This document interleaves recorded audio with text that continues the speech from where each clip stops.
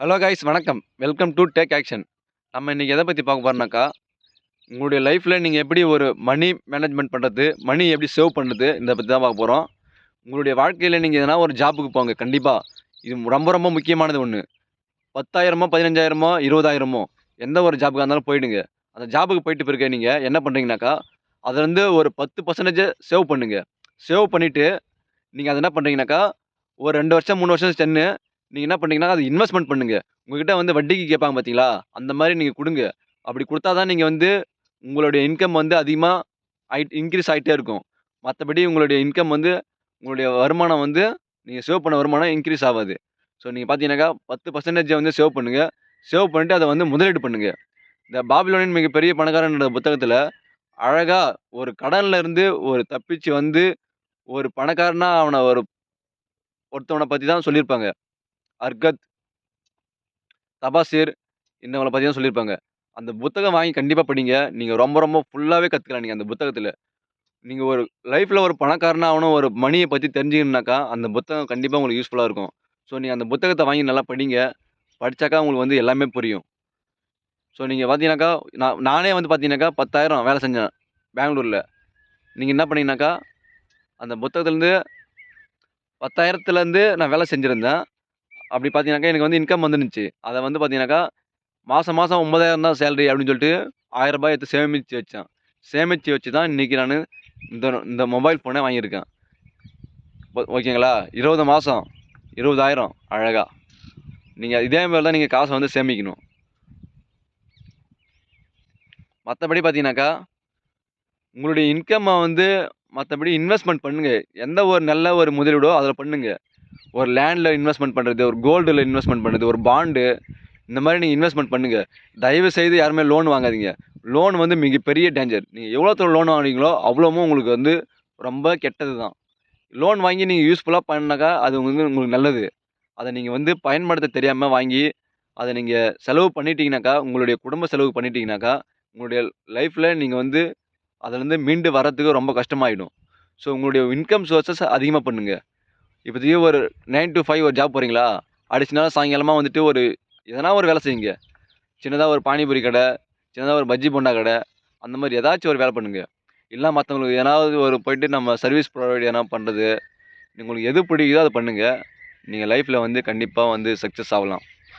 நான் வந்து நெறையா தரம் வந்து பேசி உங்களுக்கு சொல்லணும்னு ஆசையா இருக்குது. ஆனா எனக்கு வந்து தெரிஞ்சு பேச முடியல. எனக்கு பேசறதுக்கு தெரிய மாட்டேங்குது. கரெக்ட்டா பாடி லாங்குவேஜ் வரமாட்டேங்குது. உங்ககிட்ட நான் எப்படி இன்டராக்ட் பண்றதுன்னே தெரியல. அப்படி இருக்கும்போது நான் எப்படி பண்றது? ஸோ இதான் ஸ்டார்ட்டிங் ஸ்டேஜ். நான் கொஞ்சம் கொஞ்சமா தான் கத்துக்கணும்.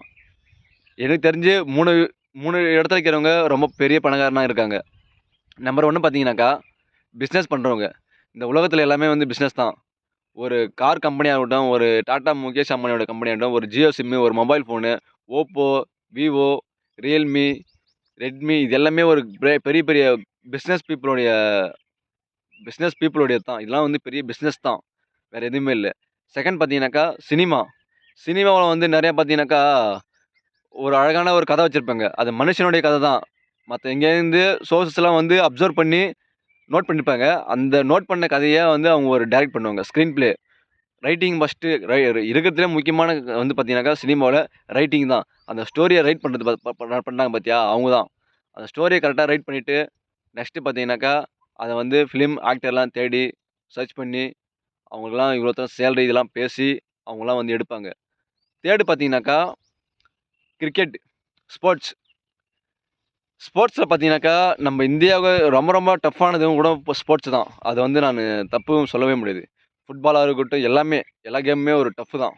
அது வந்து மென்டலி, பிசிக்கலி, மைண்ட் எல்லாத்துலயும் வந்து ஒரு கிரேட்டா இருக்கணும். நீங்க அது அப்படி கிரேட்டா இருந்தா மட்டும் தான் நீங்க வந்து பார்த்தீங்கன்னாக்கா, அதுல வந்து ஜெயிக்க முடியும். அதுல வந்து ஒரு நல்ல பெர்ஃபார்மன்ஸ் பண்ண முடியும். பெர்ஃபார்மன்ஸ் பண்ணவங்க மட்டும் தான் நல்லா ஒரு அதிகமான ஒரு லேக்ஸ் கணக்குல, கோடி கணக்குல பணம் வச்சிருப்பாங்க. விராட் கோலி பார்த்தீங்கன்னாக்கா, இப்ப பார்த்தீங்கன்னாக்கா, அவரே ஒரு பெரிய லெஜெண்டரி. எம்.எஸ். தோனி, சச்சின் டெண்டுல்கர் இப்படி பார்த்தீங்கன்னா நெறைய பேர் சொல்லிட்டே போலாம். ஸோ இது மாரி தான் பார்த்தீங்கன்னாக்கா, இந்த 3 இடத்துல இருக்கவங்க ரொம்ப பெரிய பணக்காரனா இருக்காங்க. ஸோ நீங்களும் பெரிய பணக்காரனா ஆவணும்னாக்கா, பிசினஸ் பண்றீங்களா பண்ணுங்க. ஸ்போர்ட்ஸ்ல போறீங்களா போங்க. சினிமாவுக்கு போறீங்களா போங்க. இந்த 3த்த சுத்தி தான் ஒரு ட்ரையாங்கிள் மாரி தான் சுத்தி தான் இந்த உலகமே இருக்குது. வாழ்க்கை ஒரு வட்டம்னு சொல்லுவாங்கல்ல, அதுதான். ஸோ பார்த்தீங்கன்னாக்கா, பூமியும் வட்டமா இருக்குது.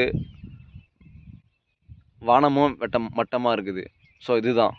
ஸோ நான் என்ன சொல்ல வரேன்னாக்கா, உங்களுக்கு என்ன விஷயம் பிடிச்சிருக்குதோ அத லைஃப்ல பண்ணுங்க. உங்களுடைய லைஃப்‌க்கான பர்ப்பஸ கண்டுபிடிங்க. உங்களுடைய பேஷன ஃபாலோ பண்ணுங்க. நீங்க அடிஷனலா ஒரு வேலைக்கு போயிருந்தா கூட உங்களுடைய பேஷன பண்ண முடியலையா? தயவுசெய்து ஒரு டெய்லியும் ஒரு 1 ஹவராச்சும் பண்ணுங்க. கண்டிப்பா நீங்க வந்து இம்ப்ரூவ் ஆகலாம். உங்க லைஃப வந்து